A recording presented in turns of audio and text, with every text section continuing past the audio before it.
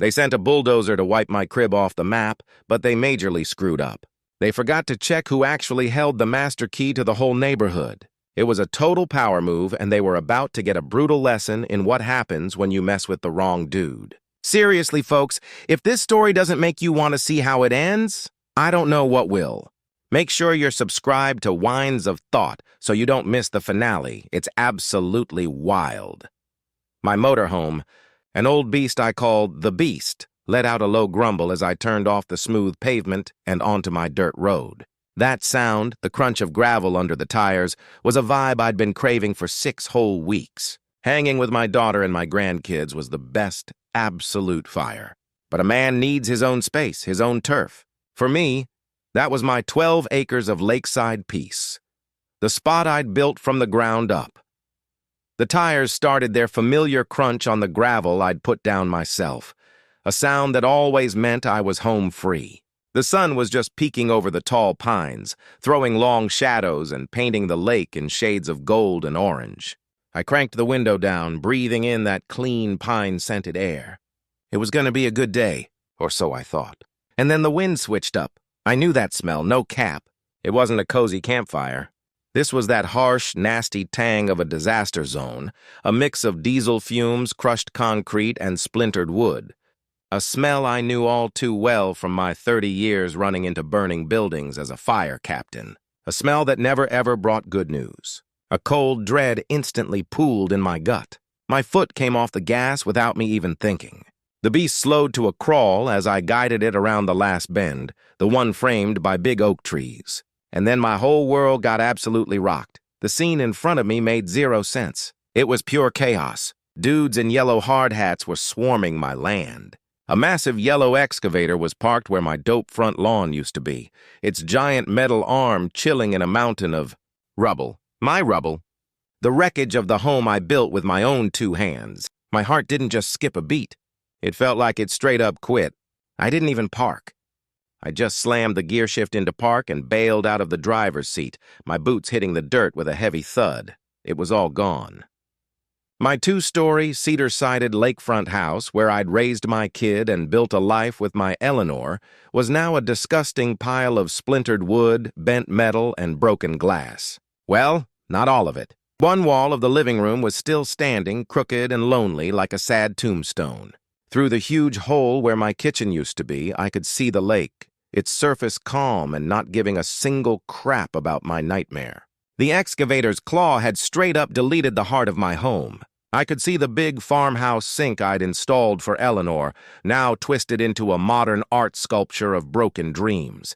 And then my eyes landed on something that sucked all the air out of my lungs. Half buried under a pile of drywall and shingles was Eleanor's piano. The beautiful cherry wood baby grand I'd grinded for 2 years to buy for our 25th anniversary. It was annihilated. The rich, dark wood was in pieces, the lid was snapped in 2, and the ivory keys were scattered in the dirt like a bunch of broken chiclets. She used to play it every single night, her music floating out over the water, the soundtrack to our life. Now it was just trash. I'm getting mad all over again just telling you about it. Let me know in the comments if you've ever had something precious destroyed. I started walking toward the mess, my brain on mute, just a numb fog of shock and a rising, ice-cold rage. A guy in a clean hard hat and a bright orange vest spotted me and walked over, holding a clipboard like it was a superhero's shield. He had the look of a man who was on the clock, and I was an annoying delay. He was clearly the boss. "Sir, you can't be here. This is an active demo site," he said, his voice totally flat. No emotion at all. I just stared at him, then back at the remains of my life. "This is my house," I said. My voice sounded weird, like it was coming from someone else. "What the hell is going on?" The foreman let out a long, dramatic sigh, like I was a problem he'd been waiting for. He flipped a page on his clipboard. "We posted the demo notice 3 times, my guy. The first one was 6 months ago. You didn't pay your HOA dues?" The words hit me like a punch to the gut. HOA dues. A sharp, focused anger cut right through the shock. It was that same hyper-calm I used to find at a 5-alarm fire. "I'm not in an HOA, I said, keeping my voice steady, but just barely. I looked him dead in the eye. "I own 12 acres here. My property line ends way before that new subdivision over there. My land was never part of their thing. I made sure of it. The foreman just gave me a little smug smirk. He tapped his clipboard with his pen. You are now. He let those 3 words hang in the air, heavier than the dust on my ruined home. You are now. My mind was racing, trying to find the glitch in this insane matrix. It was like tracing a bad wire. You know it's there, you just gotta find it. My story started 12 years back. A big-shot developer from out of town had bought the 200 acres next to my spot. He wanted to build a subdivision, one of those master-planned communities with streets named after trees they cut down. He offered me a stupid amount of cash for my 12 acres, desperate for my Primo Lake frontage for his best lots. I looked him in the eye and said, "No cap, it's not for sale." This land was mine and Eleanor's. It wasn't for sale at any price. So we made a deal, the developer and me. We hired surveyors, walked the lines, and pounded iron stakes into the dirt to mark it all. My 12 acres were legally and officially carved out. We filed all the paperwork. I had my own parcel number, my own deed. It was locked in. I watched them build that hood, house by boring house. They called it Heron's Landing. They started an HOA. I even skimmed their rules out of curiosity, a giant list of crap about grass length and mailbox colors. It had nada to do with me. I was on the other side of the line. The foreman's smirk told me he didn't care about deeds or surveys. He only cared about the paper on his clipboard. He finally, and super reluctantly, told his crew to pack it up for the day, seeing I wasn't gonna bounce. After their trucks rumbled off, leaving me in the deafening quiet of my own personal disaster, I made my legs move. I walked over to my mailbox at the end of my long driveway. It was stuffed with junk bills and 2 official-looking envelopes. Both were from the Heron's Landing HOA. The first was a certified letter with one of those green return receipt cards inside. I hadn't been home to sign for it, obviously. I ripped it open. Inside was a notice from 2 months ago. It claimed I was late on 6 months of HOA dues, plus late fees and admin costs, all adding up to almost $3,000. It was packed with legal-sounding jargon about liens and compliance hearings. The second envelope was even more ballsy. It had a photocopy of some HOA board meeting notes. One paragraph was circled in angry red ink. It talked about a vote from 4 months back to retroactively annex the non-conforming lakeside parcel into the HOA to ensure aesthetic cohesion for the community's premium lakefront view. They had voted to snatch my land, my home, my entire life, and they hadn't even had the decency to tell me to my face. I'd been on the road getting owned by my grandkids at board games, while a bunch of power-tripping strangers were voting my existence out of the game. My hands were shaking now, not from being scared, but from a rage so pure and cold it felt like ice in my veins. This wasn't some oopsie, some paperwork snafu. This was a straight-up, deliberate land grab. A total scam. I pulled out my phone, my moves sharp, and called the county records office. A nice-sounding lady answered. I gave her my name and parcel number and explained, as calm as I could, that my house was being demoed. I asked if the county had condemned it. "One moment, Mr. Whitaker," she said. I heard keyboard clicks. The silence dragged on. I stared at the broken wood that used to be my front porch. The porch where Eleanor and I had our morning coffee for 20 years. "No," the clerk said finally, her voice now confused. "I have no record of a condemnation for your property.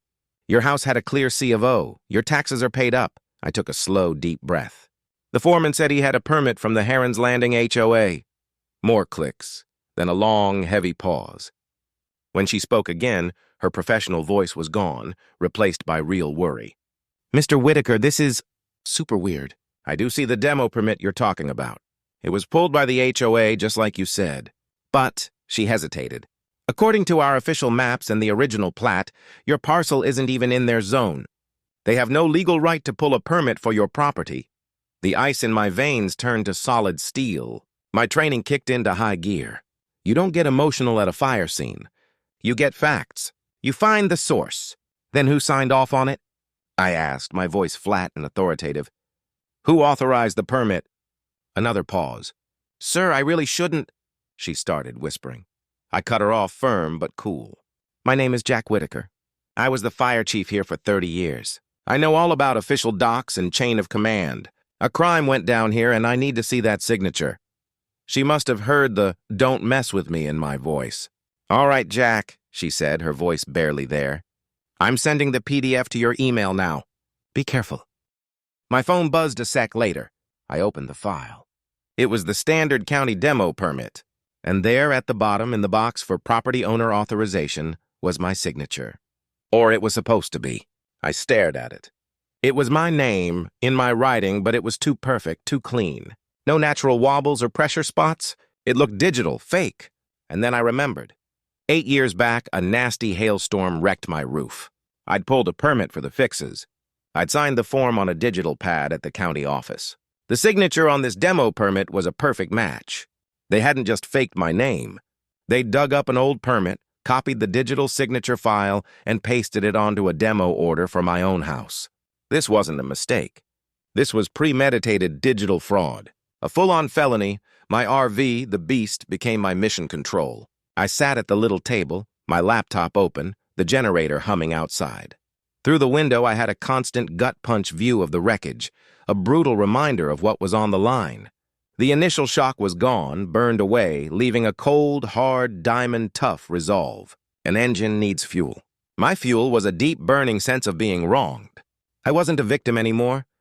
I was a fire chief on the scene, and the hunt for the truth was on, for real. I started with what I could control, my own stuff. I logged into my email, searching for anything from Heron's Landing HOA, zilch. I checked spam, trash. There was no digital trail. Fine. They said they posted physical notices. I had a full security camera system I put in 5 years ago after some local kids kept fishing off my dock without asking. The system recorded 24/7 and uploaded motion clips to the cloud. I logged in. I spent the next 3 hours locked in, going back day by day. 6 weeks, 2 months, all the way back to 6 months ago, when they claimed the first notice went up. I watched every single clip. I saw the mailman. I saw deer eating Eleanor's roses. I saw a family of raccoons trying to score my trash. What I never saw, not once, was anyone walking up to my door to post a bright orange demo notice. The camera, which had a perfect view of the whole front, would have caught them. It was a simple, provable lie. Step 1, done. Step 2 was to find out who they were. A quick online search got me to the Heron's Landing HOA website. It was a basic template site with stock photos of happy families and reminders to mow your lawn. But I found a public documents section, a messy online file cabinet. Most links were broken, but I'm a patient dude. I started clicking everything, digging deep. In a forgotten subfolder, a relic from before they used social media, was a link to an old community forum. It was a digital ghost town, but the posts were still there.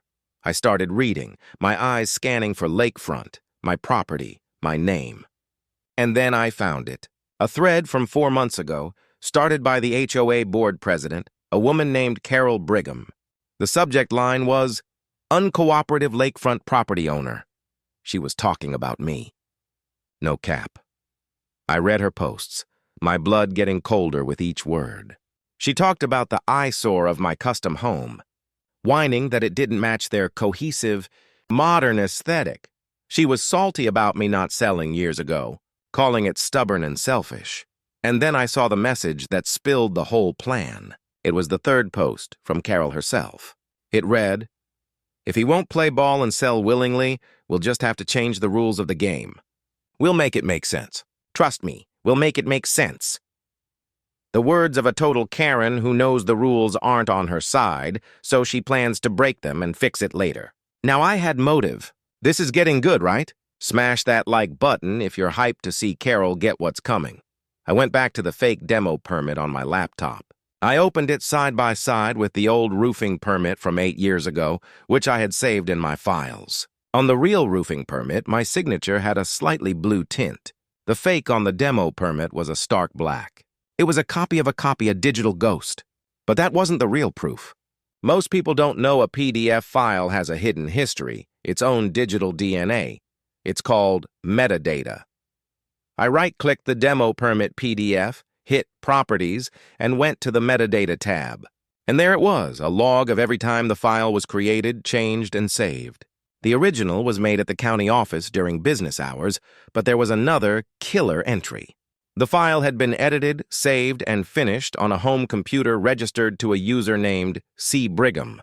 The timestamp made me gasp. The final change, the one that pasted my signature, was made at 2:13 a.m. on a Tuesday. This wasn't a whoopsie. This was a planned, deliberate fraud cooked up in the middle of the night. She was playing a dirty game. The next morning, after a sleepless night in the Beast, I drove into town and went straight to the sheriff's office. The man at the desk was Sheriff Ben Miller, a guy I'd known for 30 years. We'd worked everything from car wrecks to a factory that burned for 2 days. "Jack," he said, his face instantly full of concern as he stood to shake my hand. "I heard about your place." "I'm sorry, man. That's brutal." We sat in his office. I didn't yell.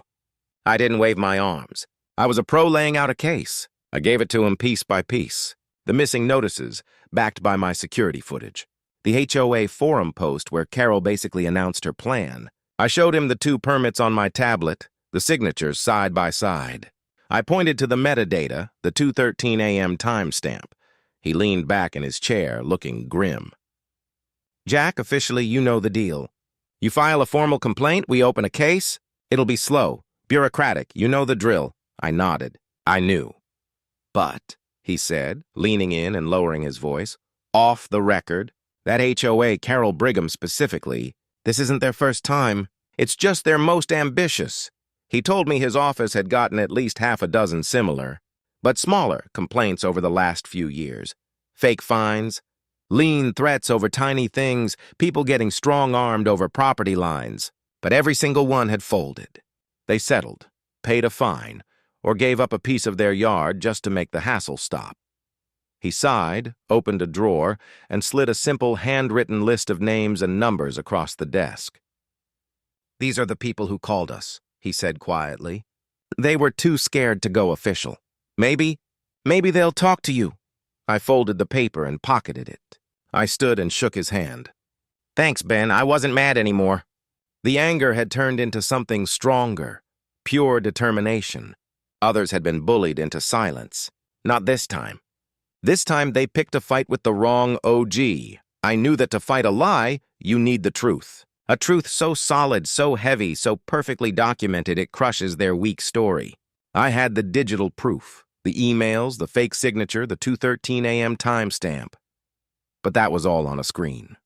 I needed something real, something you could hold, something that proved in court that my house wasn't just my home, but a sound, solid structure. I needed to prove there was zero reason, other than pure greed and spite, to knock it down.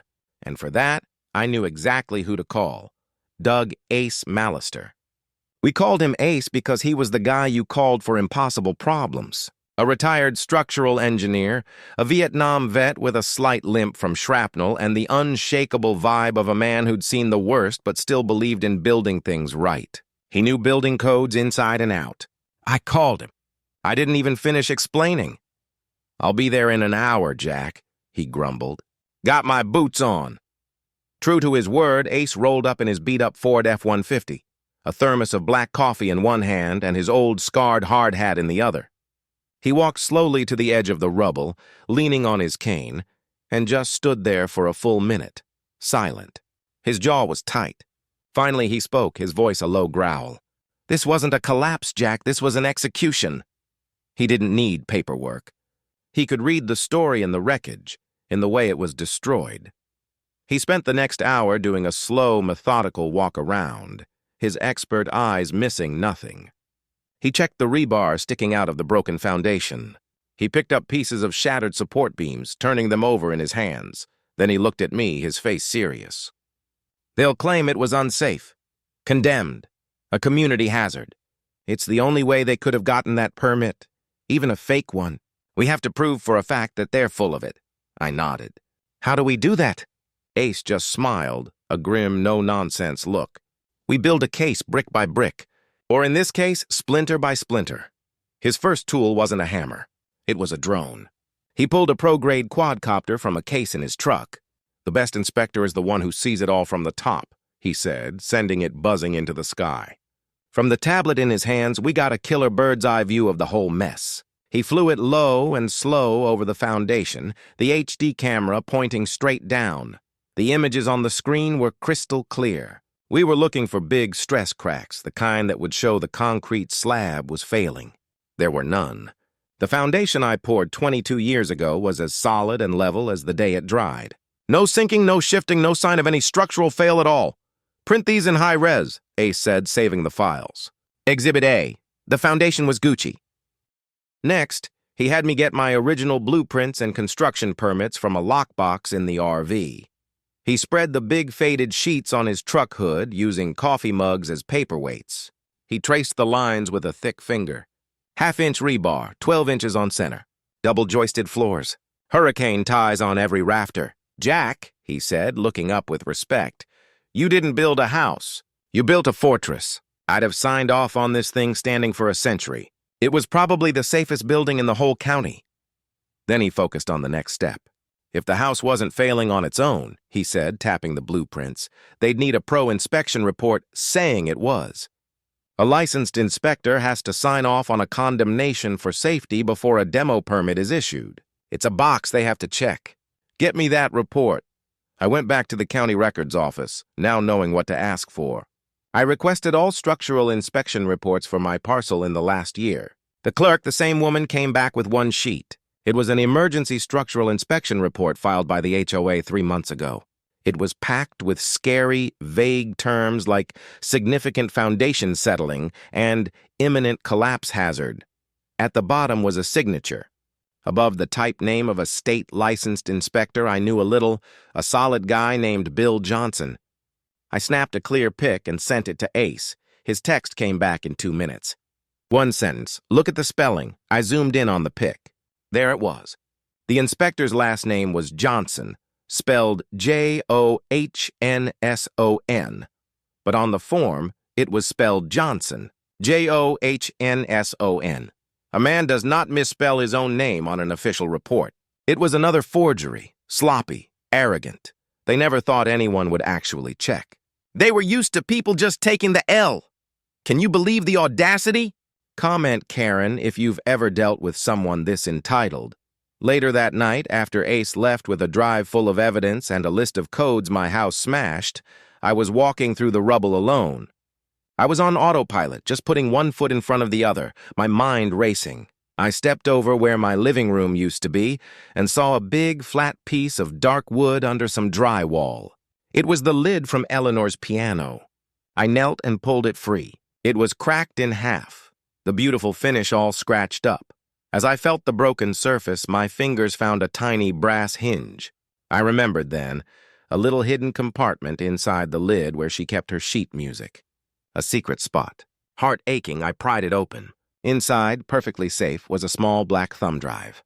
I had no clue what was on it. I didn't even know it was there.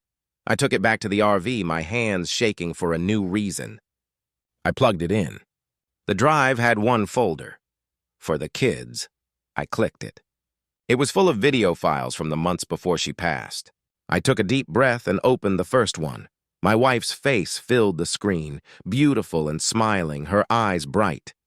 She was at that piano, smiling at the camera. She looked so alive. She started talking, leaving a message for our grandkids, telling stories about when their mom was little, about our life, about building the house. Then, near the end, she looked right into the lens, her expression soft but fierce. Like she was seeing me right here, right now. Her voice was clear and strong. "Things break, my love," she said, her smile gentle. "Houses can fall, but they will never, ever be able to take what really matters, not from you. What we build inside, what we build together here, in our hearts. That's forever. That's what no bulldozer can ever touch."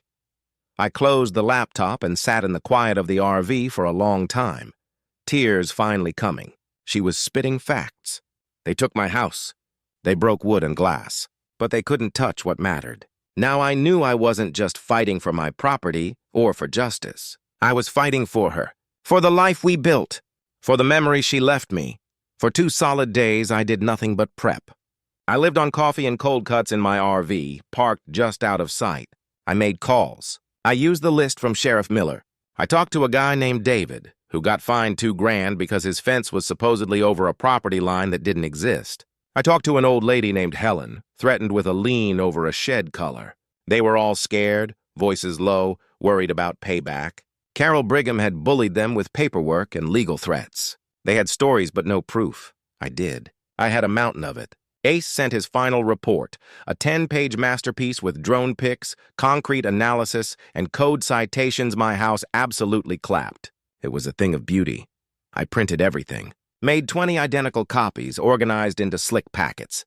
Each one had the county map showing my property outside Heron's Landing, the fake demo permit next to my real signature, the fraudulent report with the misspelled name circled in red, screenshots of Carol's forum posts, and a summary of Ace's report. It was a prosecutor's wet dream. The final piece was a small, high-quality digital audio recorder. I checked the battery twice. It was go time. No more prep. It was time to throw down. The monthly HOA board meeting was in the sterile, windowless clubhouse of Heron's Landing, a beige room with bad lighting and uncomfortable chairs. It smelled like stale coffee and cleaner. About 15 residents were there, most looking bored or checked out. At the front, behind a long table, sat the board. In the center was Carol Brigham. She wore a sharp navy pantsuit and a tight fake smile. She ran the meeting like a drill sergeant, her voice sharp as she shut down a request for a non-approved flower bush. "The approved list is the list for a reason, Mark," she said, fake patient. "It ensures aesthetic cohesion. We can't have anarchy." I sat in the back, quiet. I let her do her thing, budget stuff, committee reports. I watched her with her little gavel acting like the queen of her beige kingdom. She didn't see me at first. When her eyes finally landed on me, they narrowed for a second, a flash of annoyance, but her smile stayed. She saw me as a solved problem, trash already taken out. She was about to get the shock of her life. When she hit new business, I stood up, smooth and deliberate. A few heads turned. The room got quiet. Carol looked at me, her smile tightening. "Mr. Whitaker?" she said, her voice like nails on a chalkboard. "This meeting is for HOA members in good standing.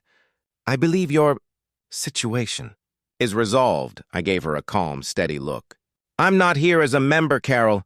I'm here as the legal owner of the property you and your crew illegally demolished." I walked to the front, my steps loud in the silence. I dropped a stack of my packets on the table in front of her. Then I turned and handed them out to other board members and residents. People took them, looking confused and uneasy. I watched Carol's eyes hit the first page, the county map. A flash of pure panic crossed her face before she masked it with fake outrage. "This is highly inappropriate," she sputtered. "These are unverified. This is a closed session. They're all public record, Carol," I said, my voice calm and clear. Page 1 shows my property was never part of this HOA. Page 2 has the demo permit with my forged signature, copied from a 2014 roofing permit, also there for you. Page 3 is the fake inspection report. You'll see the inspector's name is misspelled. A pro doesn't do that. A low murmur spread through the room. People were flipping pages, eyes wide. I saw an older guy on the board slowly push his chair back, face pale. But I wasn't done. I saved the best for now. I pulled the recorder from my pocket and held it up. "But the most damning evidence, the one that shows this was a malicious plan, isn't on paper," I said, staring at Carol. "It's a recording of your HOA president spilling the tea." I pressed play. Carol's voice, tinny but unmistakable, filled the dead silent room. It was the audio from the forum thread. "He thinks he's outside the HOA beyond our reach," her recorded voice said, all arrogant. "We rewrote the boundary map. We'll make it make sense. Trust me." The collective gasp was sharp. The room was frozen. Every eye was on Carol. Her face went from pale to blotchy red. The mask was gone. Just rage and panic. The older board member stood up and walked out, the door clicking shut. Before anyone else moved, a dude in a cheap suit at the table stood up. The HOA's lawyer. He adjusted his tie, puffing his chest. "This is a gross violation of privacy," he blustered. "This recording is illegal. It's inadmissible. None of this will hold up. Mr. Whitaker, this is harassment." He looked at me with a sneer, sure the old legal threat would make me fold like everyone else. I just looked at him, and for the first time I smiled. A small, dry smile. "That's fine," I said, calm. "I'm not going to court," the lawyer's smug face faltered. He opened his mouth, then closed it, confused. I let the silence hang. "I'm going to title." The phrase, "I'm going to title," hung there. The lawyer got it instantly and went pale. Carol just stared, blank and confused. She was out of her depth. She knew rules and fines. She didn't know the actual ground under her feet. I let the confusion build. The residents looked at each other, then at me. I explained. "See," I began, calm, like a teacher. 20 years ago, the original developer, Pinnacle Development, went bankrupt. It happened after they paved the roads and laid utilities, but before they sold all the lots. In the bankruptcy auction, the assets got split up. Most people, the ones who built your houses, just bought the empty lots your homes are on. I paused, looking around at the worried faces. But I bought something else. I wasn't trying to build in a subdivision. I wanted to protect my peace, my privacy. So I bought the land your roads are on. I bought the mineral rights under your homes. And I bought the utility easements that give this whole place water, sewer, and power. A nervous cough. The lawyer was ghost white. He knew it was checkmate. Carol looked defiant, but lost. "That's impossible," she shrilled. "The HOA owns the common areas. We maintain the roads." "No, Carol," I replied, still level. "It doesn't. The HOA has an easement. An easement is a legal right to use land you don't own for a specific purpose. Your HOA has an easement to use my land for your roads and for your utilities to cross my property. And like any legal deal, an easement can be canceled. If the terms get violated," I picked up a packet from her desk and held it high. "Forging docs, conspiracy, and demoing the home of the guy who gave you that access is what lawyers call a catastrophic and material breach. It ends the contract. For good." The blood drained from Carol's face. She got it now. The lawyer sank into his chair, head in his hands. "Defeated. As of 8 a.m. today," I continued, my voice final, "my lawyer filed a formal termination of all access and utility easements for Heron's Landing with the county. The road you drove here on, Heron's Landing Drive, is now a private road. My private road." "Your easement is gone," a woman in front gasped, hand over her mouth. "You can't!" she cried, trembling. "How do we get home?" "Our kid's school bus." I looked at her, not unkind, but firm. I'm a reasonable guy. "For the next 48 hours, residents can come and go for essentials. After that, a locked gate goes up at the road entrance. I suggest you get groceries and figure something out." The room exploded. The tension shattered into a chaos of shouts. "The mail! The school bus! This is insane! You can't trap us." I let them yell, let the reality sink in. Their homes were now islands, cut off by the guy they'd wronged. When it peaked, I raised my hand. They quieted, fear winning. "This brings me to my next point," I said, pulling 3 more envelopes from my jacket. "This morning I had cease and desist letters delivered to your contractors. The first is to Green Lawns Landscaping. They'll be trespassing on my land to mow your lawns tomorrow. Their contract is void." I held up the second. "The second is to Sentinel Security. That fake cop car is no longer allowed on my road." I held up the third, looking at the lawyer. "And the third is to Total Demolition and Excavation, the crew that wrecked my house. Their work order was based on forged docs, and all their heavy equipment is trespassing on my land. They have 24 hours to move it before I tow it on their dime." That's when the residents' anger and fear turned from me to Carol. A big guy in flannel stood, jabbing a finger at her. "You knew?" he roared, face purple. "You knew he owned the roads and you didn't tell us?" "Any of us?" a woman in the back cried, her voice breaking. "Our property values! They'll be 0! We're prisoners. We'll have to hike through the woods to get out." Carol was stammering, trying to talk about bylaws and lawyers, but her power was gone. It was a phantom, built on rules and fines, and I'd kicked the supports out. Her kingdom was collapsing live. In the chaos, a young couple approached me. I recognized them from the sheriff's list. The playset for their autistic son. "Mr. Whitaker," he said, low and earnest. "Carol, the board." They denied our permit for a safe playset for our boy. She said the blue was too vibrant. not on the list. He looked at his wife, who had tired, frustrated tears. I looked at them, thought of Eleanor, the ramp I never built. I thought about what matters, I nodded. Listen, I told him loud enough for others. Your playset has nada to do with the HOA. Your property follows county codes, not Carol's personal taste. Go to the county tomorrow, get a permit, and build that playset. If anyone from this HOA steps on your property to stop you, they're trespassing on land I own the rights to. I'll personally see they get prosecuted. He stared at me, then a slow, hopeful smile spread across his face, the first real smile all night. He shook my hand, a firm, grateful grip. Thank you, sir. Thank you. It was a small moment, a single light, but it changed the room's vibe. The residents saw I wasn't a new tyrant. I was the one tearing down the walls of fear Carol built. I was setting them free. If you're enjoying this story of justice, do me a solid and hit that like button. It really helps the channel Winds of Thought out. Things fell apart fast after that. Carol Brigham's miserable empire, built on lies, bullying, and forged papers, turned to dust under the weight of one truth. She didn't own the dirt. The community turned on her with cornered ferocity.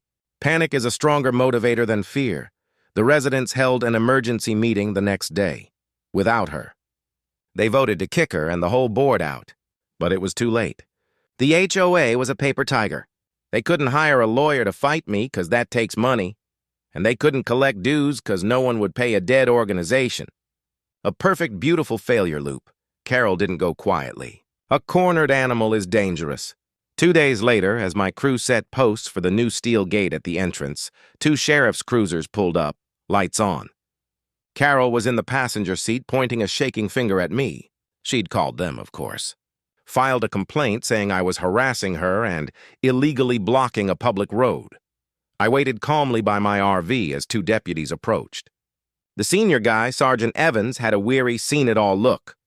"Sir," he started, "we have a complaint you're obstructing a public road. Ma'am says you're trapping people." I didn't argue. I didn't yell. I said, "Sir, I get it. Can I show you the title and plat map for this land? It'll explain everything."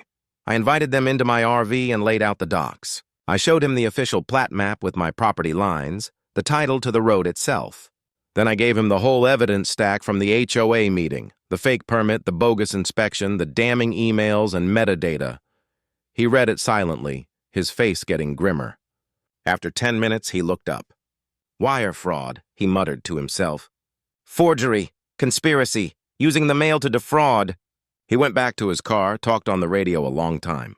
When he returned, his look was different. He knew this was big. "Mr. Whitaker," he said, respectful, "this is way bigger than a local thing.